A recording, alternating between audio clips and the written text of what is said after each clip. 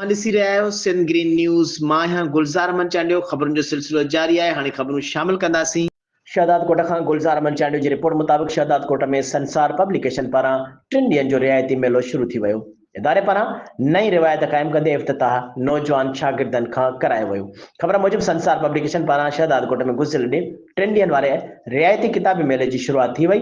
उन मौक़े ते संसार पब्लिकेशन जे CEO असलम खटियाणा जो चवणु हो त गुज़िरियल 6 सालनि खां इरादे पारां नई नस्ल में किताबनि बाबति जागरूकता पैदा करण लाइ किताब दोस्त इल्म दोस्त मुहिम तहत सिंध जे कुंड कड़श में रियायती किताबी मेलनि जो सिलसिलो जारी आहे। हुन चयो त इदारे पारां हिन भेरे नई रिवायत क़ाइमु कंदे किताबी मेले जो इफ़्तिताह नौजवाननि ऐं शागिर्दनि खां करायो वियो।